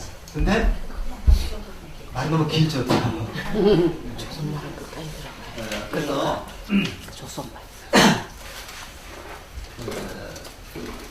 네 가지라서 보시서 보시 아까 얘기했죠. 아낌없이 베풀고 나눔으로써 대승과 함께한다는 거. 대승을 내 편으로 만든다는 게 대중과 함께한다. 이게 포섭이라는 말을 대중과 함께 집단을 유지해 나간다는 뜻으로 가야 됩니다. 그래서 이 보시걸 보시서를 아니고 에어서 에어라는 말은 항상 부드럽고 사랑스러운 말로 대중과 함께한다. 이 에어라는 말인데 우리가 보통 그 신구이를 갖다 사범이라고 그래요. 사범이라 해가지고 그 몸으로 짓는 업이 3가지가 있습니다. 3가지가 있고 입으로 짓는 업이 4가지가 있고 생각으로 짓는 업이 3가지가 있었어요. 이거는 모두 10가지가 되는데 이거를 시박이라고 해요. 시박. 이건 저기 저 법회 시간에 이거 법회하다 보면 많이 나오죠. 시박 참여하죠. 그래서 이제 몸으로 짓는 업이 3개, 말로 짓는 업이 4개, 생각으로 짓는 업이 3개 해가지고 이거를 시박이라고 해서 매일 그 법회 때마다 시박 참여를 합니다. 남한테 거짓말했지 않았는가 뭐 있는 얘기를 하는데 그만큼 입으로 짓는 업이 많다는 얘기죠. 입으로 짓는 업이 많은데 가만히 보면 그 입으로 짓는 업이 바로 뭐냐면 이거는 말이죠. 말. 말이라는 거는 자기 생각을 바깥으로 드러내는 거죠. 드러내는 겁니다. 근데 그 생각이라는 거는 내가 이렇게 생각만 하고 있을 뿐 밖으로 드러내지 않죠. 그때 직접적으로 상대방이 상처를 입는 건 말로 인한 상처가 제일 많습니다. 내가 저놈이 나쁜 놈이야 하고 생각하고 있으면 내 생각까지 날 수 없지만 너 나쁜 놈이야 라고 입으로 나오면 그 사람은 상처를 받게 되는 거죠. 그래서 항상 우리가 부업이라는 것이 가장 많다. 또 이거 치명적이다. 그렇게 생각하기 때문에 에어라는 말은 꼭 좋은 말이 아닙니다. 부드럽고 사랑스러운 말인데 꼭 부드럽고 사랑스러운 말뿐만 아니라 남을 갖다가 이렇게 바른 길을 이끄는 말도 됩니다. 직원도 되죠. 근데 남한테 충고를 할 적에도 기분 나쁘게 충고하는 경우가 있고 아주 이걸 부드럽게 충고하는 경우가 있죠. 그래서 이걸 우리가 어떻게 하면 상대방이 내 말을 오해하지 않고 잘 들을 수 있을까 이렇게 그런 거 생각해가면서 우리가 해야 돼요. 그게 이제 말하는 적인데 이 말이 굉장히 힘들어요. 말이 들어가서 직접 남을 못하는 거 많이 못하는 거 보면서도 칭찬할 수 없는 거고 요거를 우리가 좀 좋은 말 이끌어야 되는데 이걸 어떤 방식으로 말해야 될까 또 그런 걸 우리가 깊이 좀 생각을 해서 상대방도 기분이 상하지 않고 나도 즐겁게 충고하는 그래서 그 사람의 행동을 바꾸게 하는 그런 것을 한번 생각해 볼 필요가 있겠습니다. 그 다음에 이행선인데 많은 사람의 이익을 도모함으로써 대중을 포섭한다 그러는데 그 이행이라고 하는 말은 요거는 요거는 남을 이롭게 한다는 얘기입니다. 남을 이롭게 한다. 우리가 잘 이해하라고 얘기를 했죠?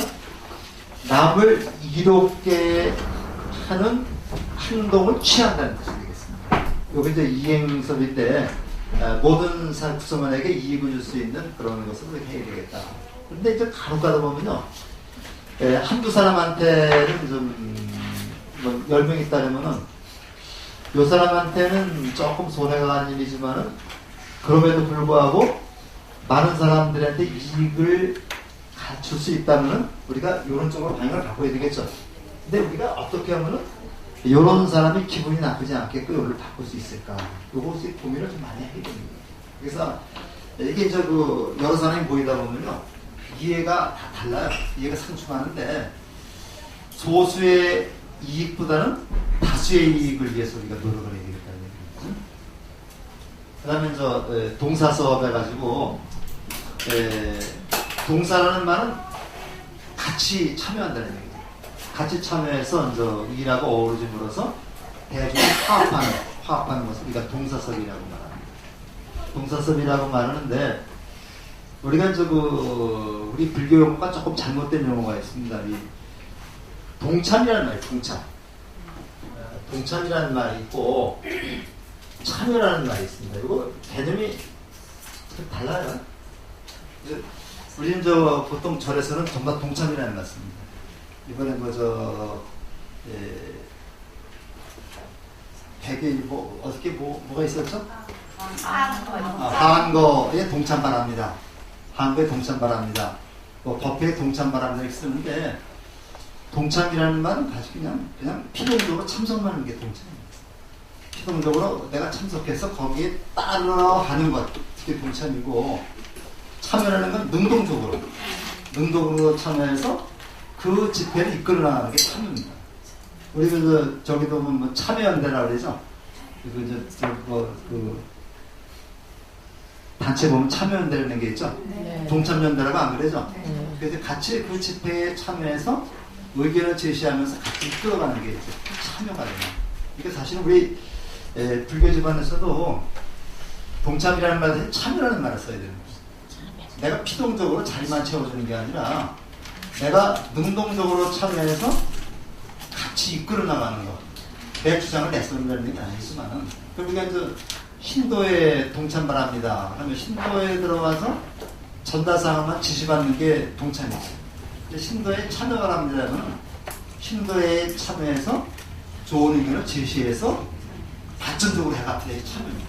근데 지나치게 우리가 이제 동참이라는 말 거의 익숙해졌고 있었는데 이런 용어도 좀 우리가 하나하나 바꿔가면은 좋지 않을까 하는 생각이 듭니다. 그래서 그냥 괜히 참여연대가 동참연대가 아니고 참여연대다, 이거 다 의미가 있는 겁니다.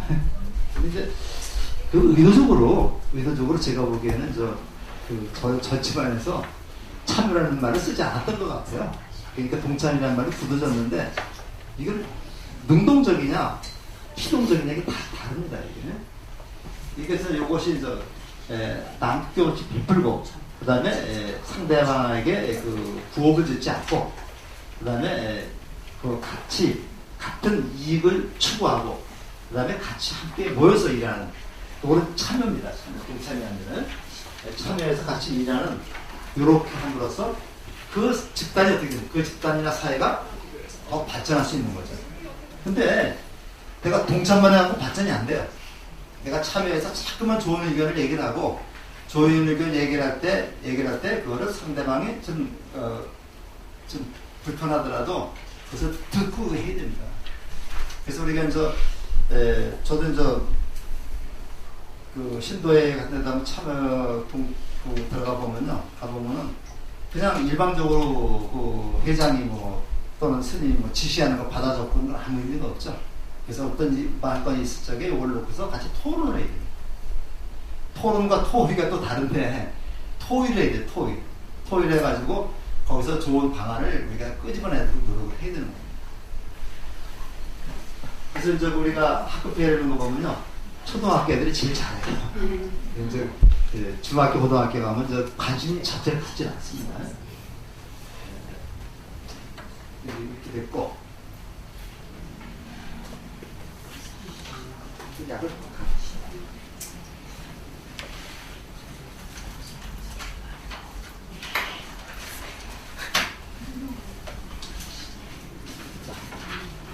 사무량심인데 무량이라는 말이 뭐예요? 무량이라는 말이 한량없다. 한량없다 해서 우리가 이거 요런 것이 무량입니다. 요건 무한대라는 얘기가 무량이라 해서 한량없는 마음이다. 끝이 없는 마음이다 해서 그거 사무량심이라 그러는데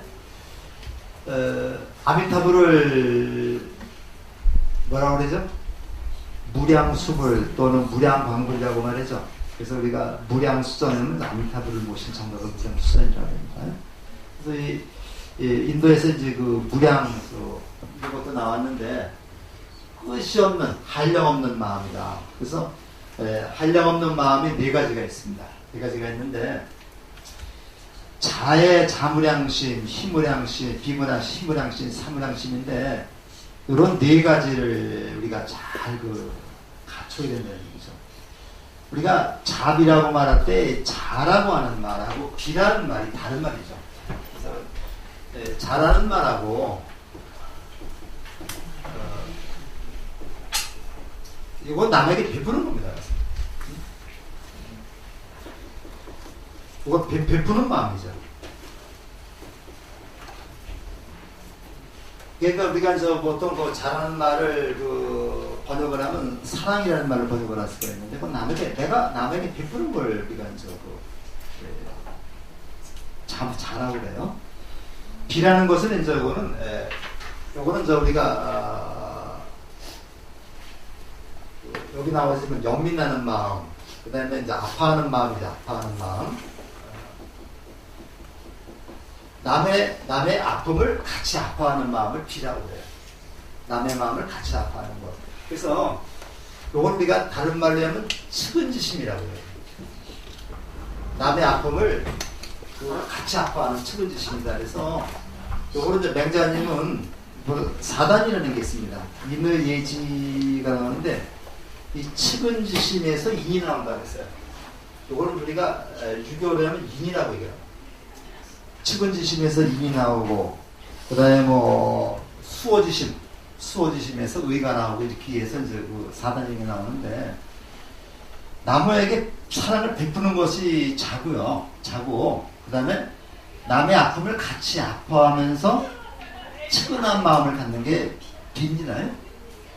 그렇기 때문에 우리가 요걸 합해서 자비라고 자비라고 말하면 남에게 사랑을 베푸면서 그 아픔을 같이 나누는 마음. 요걸 우리가 얘기를 하죠. 그래서 우리가 이제 관세음보살은 자하고 비에 어디에 더 비중을 둬야 돼요? 관세음보살은 비에 더 비중을 둬야 되죠.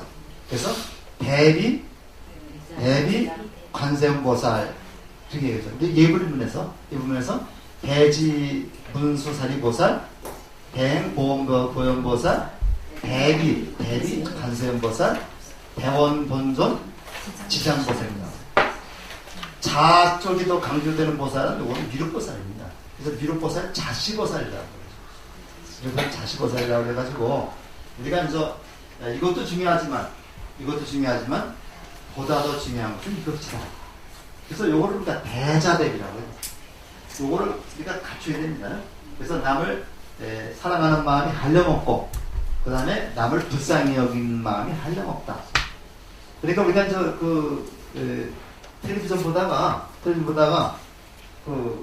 아파하시는 어르신들이 이제 이렇게 수술하는 그런 장면 보면 나도 모르게 눈물이 나오죠. 이게 바로 자의식적입니다. 비심입니다. 비심. 그래서 이제 맹자는 그런 얘기를 했어요. 맹자가 이제 맹자에 보면은 아무리 살인자라 하더라도, 나쁜 놈이라 하더라도, 여기 연못이 하나 있는데, 어린애가 그 연못인지 몰라도 기억하고 있으면은 그것을 보고 그냥 있겠느냐? 아무리 나쁜 놈이라 하더라도 그 어린애를 들어서 다른 곳으로 옮겨놓지 않겠느냐? 이게 바로 측은지심이라고. 이건 누구나 가지고 있다는 얘기예요.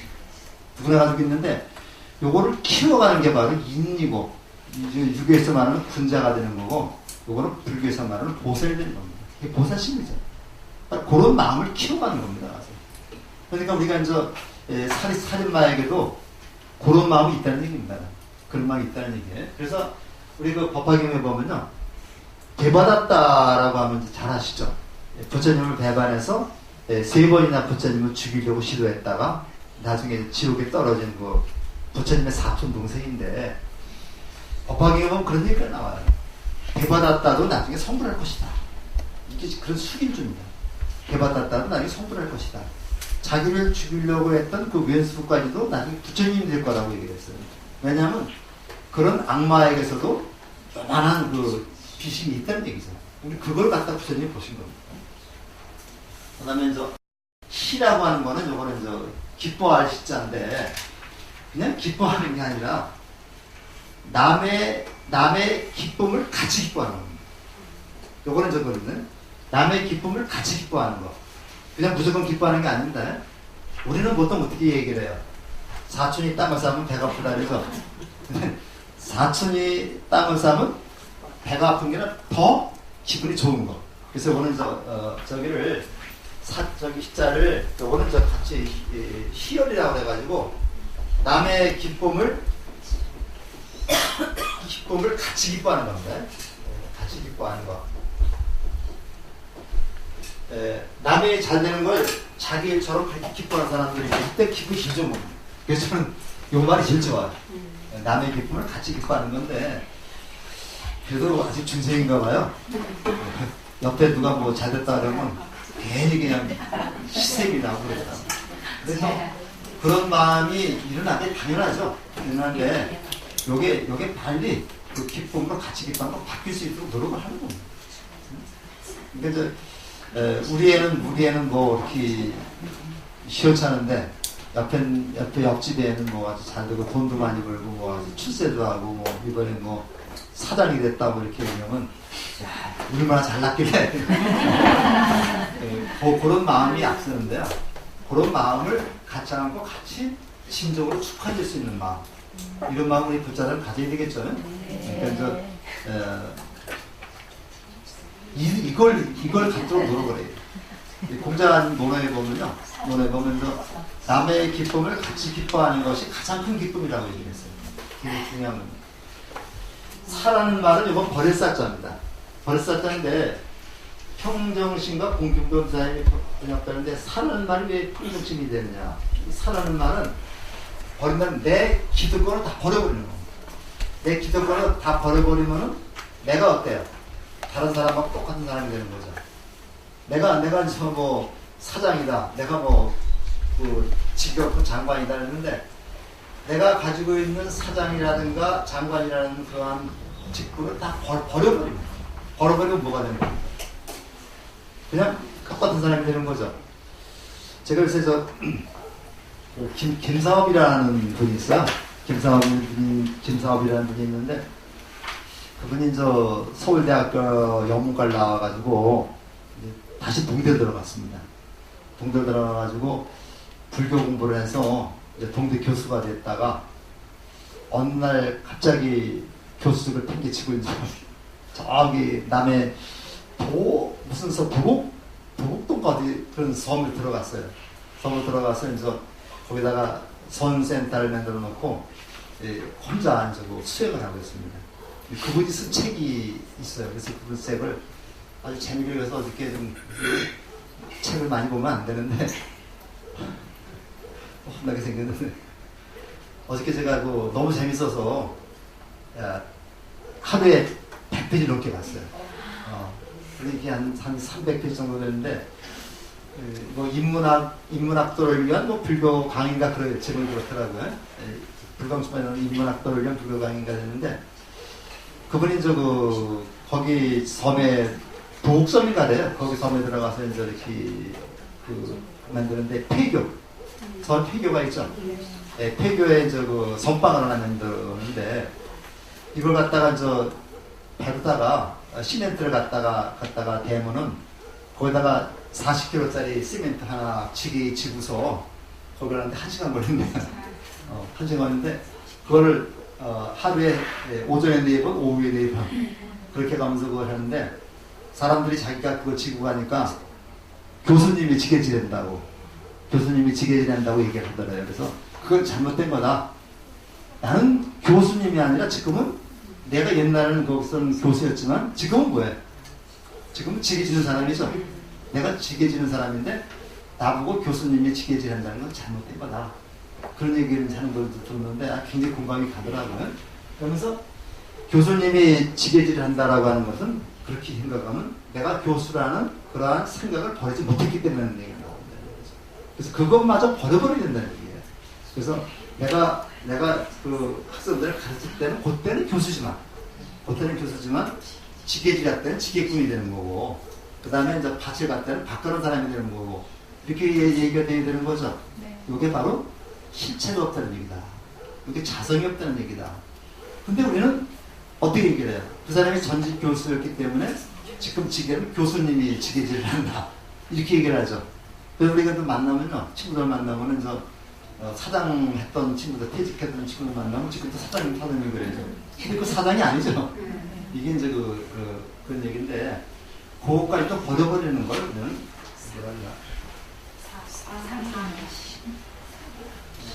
요거는 이제 사라고 해요. 사라는 거는 버릴 사자인데, 그러한 기득권을 다 버려서 모두가 평등하게 되는 걸 사랑심이라고 해요. 그래서 여기에 이제 평등심과 공평무사한 말이 하려고 없다 했는데, 사라고 하는 말이 그런 얘기입니다. 그래서 남을 사랑하는 마음, 남을 불쌍히 여기는 마음, 남의 기쁨을 같이 기뻐하는 마음, 같이 기뻐한다는 얘기입니다. 그래서 기쁨을 같이 나누면 2배가 되고 슬픔을 나누면 반이 된다 그러죠. 그 다음에 이거는 내가 가진 모든 기득권을 버려서 남과 평등하게 되는 그러한 마음을 갖는 것을 사무량심이라고 하는데, 이러한 마음을 갖는 것이 바로 불자의 기본 태도라는 얘기죠. 그래서 앞에서 말한 육바람이라 사서법에다가 사무량심은 우리 불자들이 추구해야 가져야 삶의 태도라고 볼 수가 있겠습니다. 그래서 요거를 어떻게 되느냐? 나 자신부터 시작해서 가족, 이웃, 세상으로 요거를 확장시켜 나가자는 얘기죠. 근데 우리가 보면요, 우리 그 동양에서는 이렇게 나를 중심으로 해서 나부터 점점 더 확장시켜 나가는데, 보통 그 서양에서는 집단을 먼저 우선을 생각하는 경우가 있습니다. 그래서 우리 저기도 보면 대학이라는 책에도 보면은 수신제가 지구 평천하라고 나오죠. 네.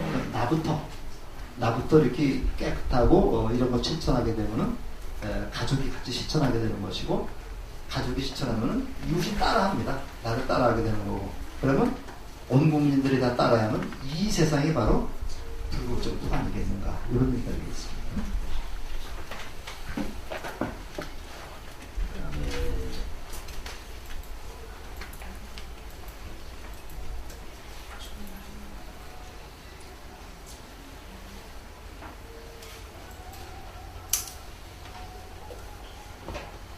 자, 그 다음에 보현행원 나오는데, 제가 아주 굉장히 좋아하는 글 중에 하나입니다. 나오는데, 무비스님이라고 하는 분이 있어요. 아마 지금 시대가 아마 최고의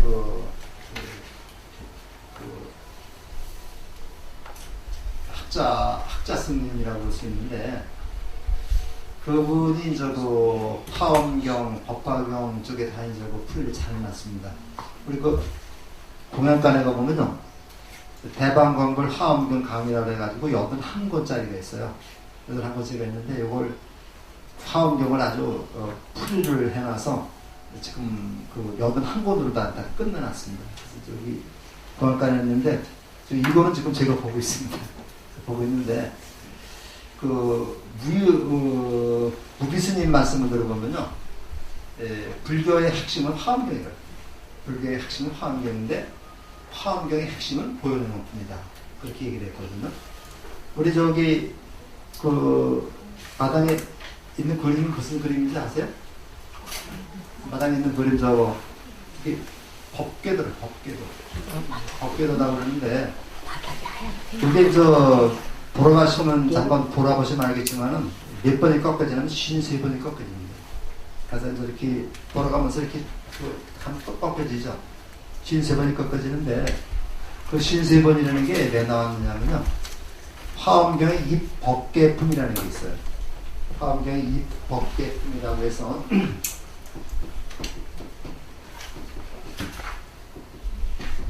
입법계품이라 해서 이 법계, 부처님의 세계로 가르침의 세계로 들어가는 그런 과정, 이걸 나타내는 게 이제 입법계품인데, 선제동자라고 하는 그 동자가 있습니다.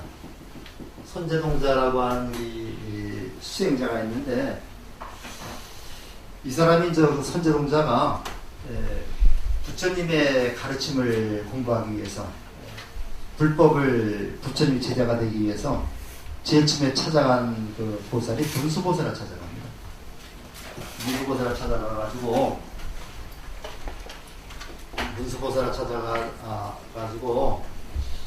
어떻게 하면 제가 그 불법을 공부해서 부처가 되겠습니까? 이렇게 얘기를 해요. 얘기를 하니까 문수보살이 이제 그 얘기를 듣고서 다음에 누굴 찾아가라 이렇게 합니다. 그래서 그 사람이 이제 다음에 누굴 또 찾아갑니다. 이 스승을 또 찾아가서 또 공부를 하고 그 다음에 누굴 찾아가라 이렇게 얘기해요. 이걸 선지식이라고 말하죠. 선지식을 찾아가는데 모두 52명을 찾아간 다음에 다시 문수보살을 찾아옵니다. 문수보살을 찾아와가지고 이제 마무리를 하는 겁니다. 이 52분의 선지식을 찾아가면서 어떻게 돼요? 이제는 거의 깨달음에 이르렀습니다. 그러니까 문수보살이 마지막으로 보현보살을 찾아가라고 해요. 보현보살을 찾아가라. 그러니까 모두 몇 명이에요? 여기까지가 52명이니까 여기까지 하면 53명이죠. 53명인데 문수보살은 2번 만납니다. 문수보살은 2번 만나고 나머지 한 번씩 만나는데 이 53분의 이름이 다 나와요. 다 나오는데 거기는 관세음보살도 나오고 미륵보살도 나오고 부처님의 어머니 마야보인도 나오고 여자만은 24명이 나옵니다. 근데 심지어는 창녀도 나옵니다. 몰파는 창녀도 나와가지고 여러 사람들한테 다 불법을 배워요. 요거를 그 입법계품이라 해서 굉장히 함이 분량이 많고 요거를 소설로 다시 편집해놔서 알기 쉽게 만든 소설이 화엄경이라는 소설입니다. 고은 선생이 썼죠. 요즘에 좀 아주 굉장히 어렵지만은 고은 선생이 쓴 화엄경이고 요것을 영어로 만든 게 화엄경이라는 영화입니다. 근데 이분이 그 문수보살을, 이게 문수보살이 무슨 보살이에요? 지혜보살이고 보현보살이 십천의 보살이죠. 십천의 보살인데 굉장히 중요한 의미가 있습니다. 불법에 처음 들어갈 때는 지혜로 들어가지만 마지막 퇴양은 뭐가 하는 겁니까? 실천을 하는 겁니다. 지금 불교를 지혜와 실천의 종교라고 그러는데 실천이 수반되지 않는 불교는 죽은 불교입니다. 그러면서 이제 마지막에 보현보살을 찾아가니까 보현보살이 문선제동자에게 10가지 실천 방안을 얘기를 해줘요. 너는 이미 이렇게 지혜를 증득했으니까 앞으로 요런 10가지를 실천해라 하고 당부한 게 보현행원품입니다. 여기 나오죠? 53 선지 한 분이 보현보살이 선제동자에게 당부한 10가지 실천 방안을 우리가 이제 얘기를 합니다.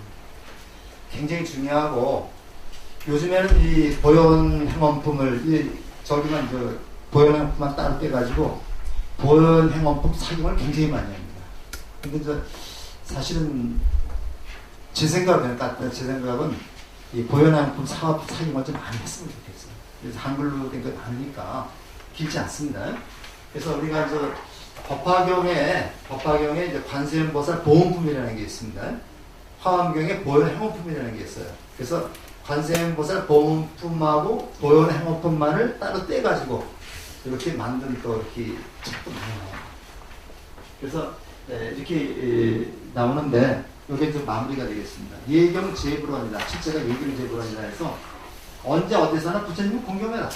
여기 자세한 거는 여기 교재에 또 구체로 나오고 있는데 지금 이제 무슨 말로만 하겠습니다. 예경 제불원에서 이 예는 공경하라는 얘기죠.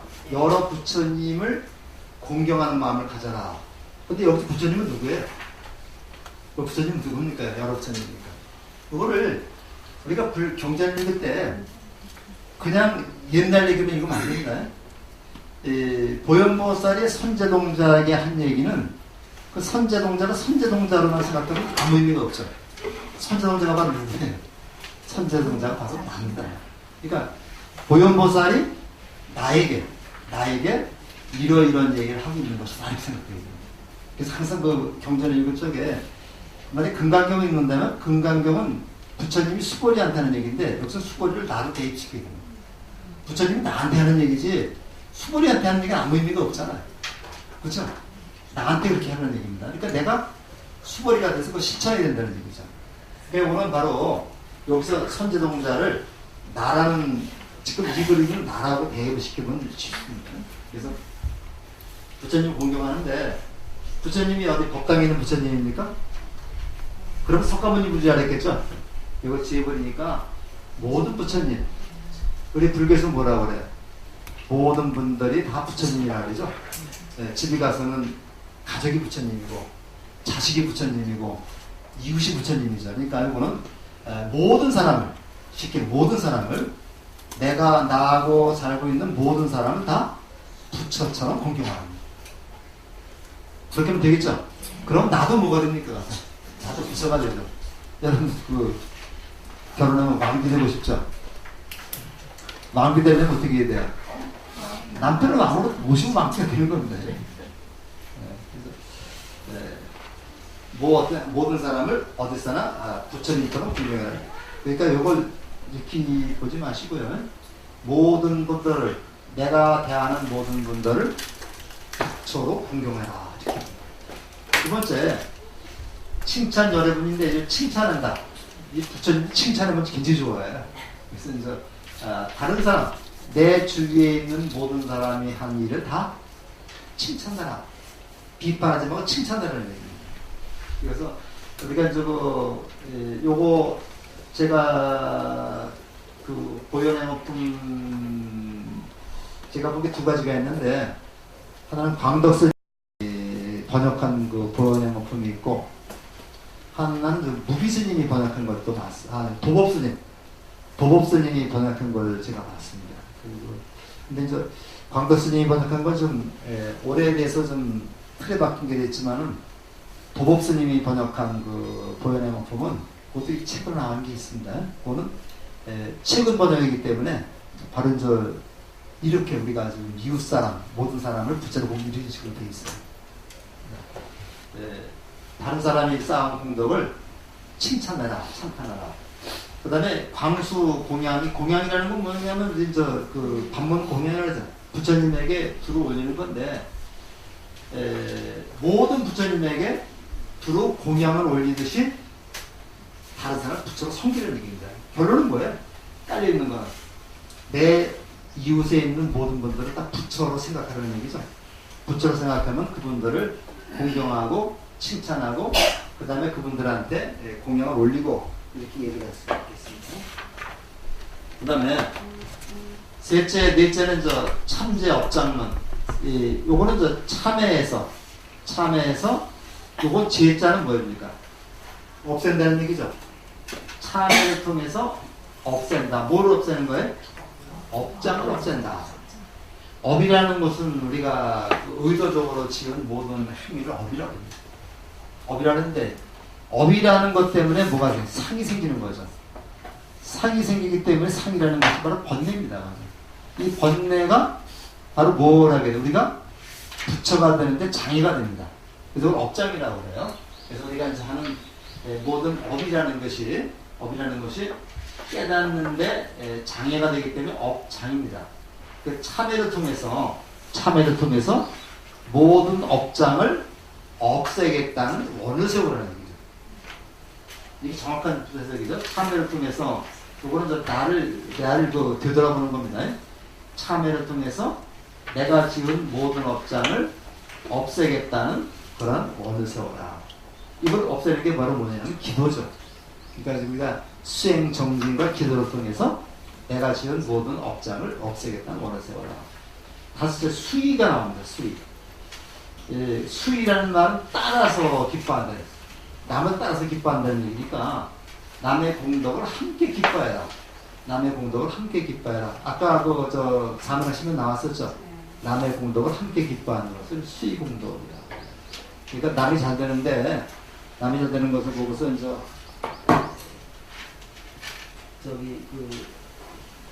배 아프면 안 되겠죠? 예?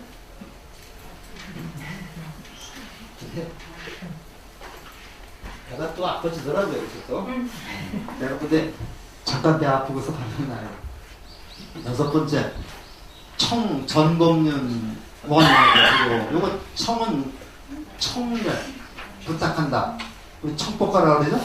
그래서 그 법륜을 법을 설해지 전이라는 말을 굴린다는 얘기입니다. 그러니까 법을 설해 주실 것을 청한다.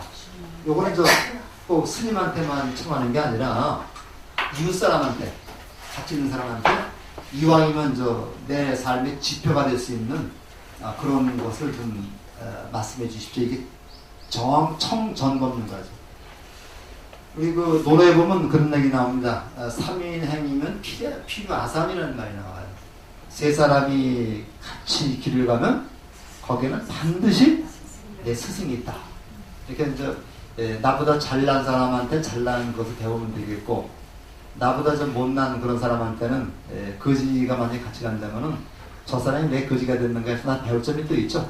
그래서 공자님도 세 사람이 같이 길을 가면 반드시 거기에는 내 스승이 있다 그랬는데, 이 세상에 있는 모든 분들이 다 내 스승입니다. 내 스승이고, 아까 제가 역행보살 말씀드렸죠. 우리가 세상을 잘못 사는 사람이라든가 나에게 비판적인 사람, 그런 분들은 내 스승으로 모셔야 된다는 얘기죠. 이 세상에서 가장 몹쓸 게 무관심이라고 해요. 그래서 관심이 있기 때문에 하는 거죠. 그 다음에 청불세주원, 부처님이 오래오래 머물러 주실 것을 원한다 그랬는데, 청하는 건데, 이거는 바로 같이 있는 분들이죠. 같이 있는 부모님이라든가 자식들이 함께 오래도록 살아서 나를 가르쳐 주십시오. 이렇게 하는 거예요. 이게 청불세주원입니다. 그래서 부처를 함께 살고 있는 그런 사람으로 보면 뜻이 금방 나오죠. 그 다음에 8번째가 상수불학원입니다. 그래서 언제나 숫자가 닦는다는 얘기죠. 언제나 닦는다.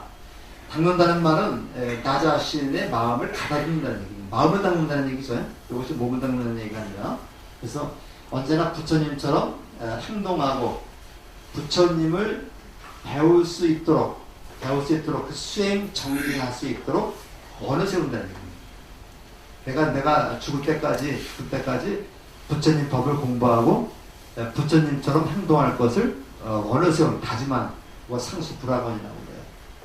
그 다음에 항생 중생원 해가지고 언제나 항상 이 중순자는 뜻에 따르는 걸 순이라고 해요.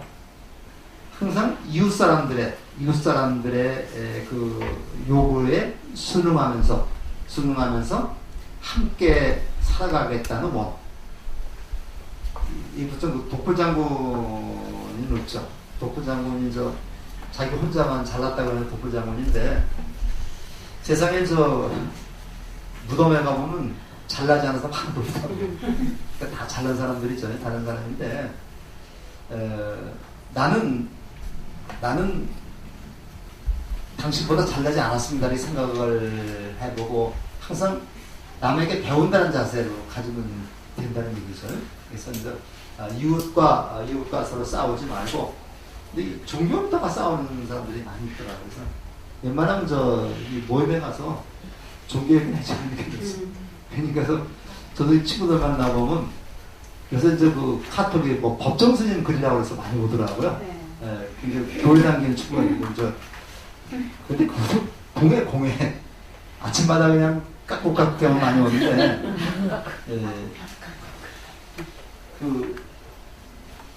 모임 자리에 가면 이 종교 얘기를 꼭 하는 친구들이 있어요. 한 친구들이 있는데, 아예 관심 없는 친구들은 괜찮은데, 특히 성당 다니는 친구들이 많이 종교 얘기를 하더라고요. 그래서 부처는 어떻고 나와서 그냥 저는 댓글 안 합니다만, 그게 쌈날 잘못하는 거고. 그래서 우리가 이웃과 같이 있는 건 좋은데, 그래 좋은데요. 어디 가서 우리 불교가 최고된 얘기는 하면 안 됩니다. 그래서 기독교 믿는 사람은 예수님이 최고인 거고, 그렇게 믿고 사는데 아니다 그런 얘기는 안 되는 거잖아요. 우리는 우리 부처님 최고라 생각하면 되는 거고. 그 다음에 저 복의 해양원인데 이거 다시 해양이라는 얘기입니다. 이런 공덕은 다시 중생과 함께 한다는 얘기입니다. 이런 걸 베풀었는데 처음부터 아빠까지 베풀었는데 마지막에 또 한 번 해양이 나옵니다. 해양인데 분명히 얘기지만 해양이라는 말은 내가 지은 공덕을 다시 돌려서 중생과 함께하는 걸 해양이라고 그래요. 그러니까 이제 우리가 보통 그 법회에서 입제 해양하면 이제 무조건 끝나는 것만 얘기를 하는데 이 해양이라는 게 있기 때문에 굉장히 불교가 좋은 겁니다. 이게. 내가 이렇게 그 100일 기도를 했다. 100일 기도를 했는데 나만 위해서 기도를 한 건 아니죠. 그러니까 100일 기도를 하면서 기도한 공덕을 100사람마다 함께 나누면 내가 공덕이 어떻게 됩니까? 100배가 늘어나는 거죠. 100배가 늘어나고 1000사람 함께 한다면 1000배가 늘어나는 겁니다. 그렇다고 해서 1000배가 늘어난다 해서 내가 지은 공덕이 줄어드는 건 아니죠. 내가 지은 공덕을 다른 사람과 함께 하는 게 해양입니다. 그래서 우리가 공덕은 나누면 나눌수록 늘어납니다. 그러다 보면 어떻게 돼요? 여론이라는 게 여론이라는 게요. 여론이라는 게 맞나요? 여자가 수레를 함께 탄다는 얘기잖아요. 여론조사 하는데 대부분의 사람들이 어떤 생각을 가지고 있는가? 이것은 그걸 여론이라고 해요. 근데 내가 나쁜 짓을 해가지고 내가 좋지 않은 짓을 해서 피해를 입혀가지고 옆에 사람이 저놈은 참 나쁜 놈이야, 도둑놈이야. 또 옆에 사람이 또 얘기를 하겠죠. 그러면 그 사람은 나쁜 사람으로 여론이 형성이 돼가는 겁니다. 그럼 그 사람은 잘 될 일이 없어요. 근데 내가 이렇게 좀 조금 좋은 일을 하니까 옆에 사람이 칭찬하더라. 그럼 옆에 따서 또 칭찬을 하겠죠. 그럼 그 사람은 칭찬하는 여론을 이제 형성이 되는 겁니다. 그럼 그 집안 잘 될 수밖에 없어요. 이게 여론이라는 얘기입니다. 우리가 부지가던가요? 상문에서 부지가던가 보면 수로 부인이 부지가인가? 수로 부인이 남편하고 같이 벼슬길에서 지방으로 부임하러 가는데 바닷가를 지나는 용이 나와가지고 수로 부인을 이렇게 채갔습니다.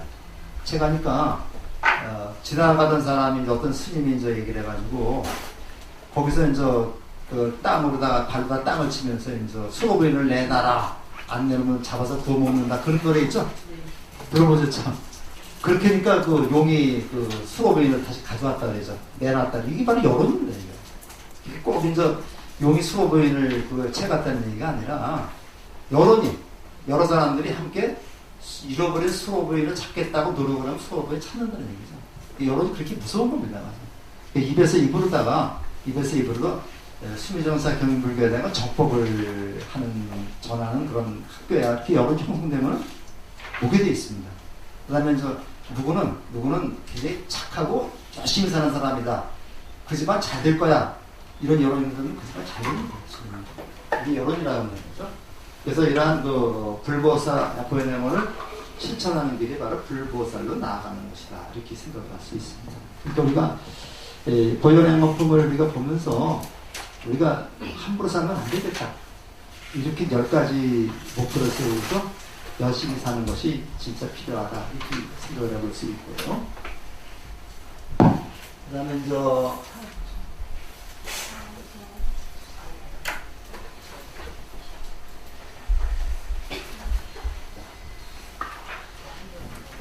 원력이라는 무엇인가 해서 원 나오는데 많이 나오죠. 원, 원력, 발원, 서원 나오는데 이런 것을 우리가 원력이라고 해요. 부처처럼 살겠다는 것, 이게 가장 중요한 것이 스스로 노력하고 변화해가는 주체적인 몸짓이다. 그래서 제가 지난번에 수행이라는 말을 바와나라고 얘기해요. 바와나라고 해서 바뀌는 것, 바뀌어가는 것을 수행이라고 했기 때문에 우리가 이런 공부를 통해서 내가 생각을 바꿔나가는 것, 생각을 바꿔나가는 게 중요하죠. 내가 생각을 바꾸만 나가면은 온 세상이 다 좋은데 평화로운데 내가 그 생각을 못 바꾸기 때문에 그건 타성이라 해요. 고정관념이라는 고정관념을 못 바꾸기 때문에 다 불안하고. 내가 어떤 사람들이 시를 쓸 때 비 오는 날 연못에서 연꽃 한 송이가 이제 비를 맞는 걸 보고 뭐라고 느껴요? 처량하다 뭐 이렇게 느꼈다고 한다면은 연꽃은 처량하지 않습니다. 내 마음이 처량한 거죠. 처량한 거고 내가 다른 사람한테 욕을 하더라도 그 사람은 스트레스 안 받아요. 욕하는 내가 스트레스 받는 겁니다. 그래서 탐욕은 나 자신만 이기적인 것처럼 하고 원력은 나 자신만 이웃과 더불어 행복인데 원력과 탐욕은 그런 얘기고요. 그다음에 마지막이 되겠습니다.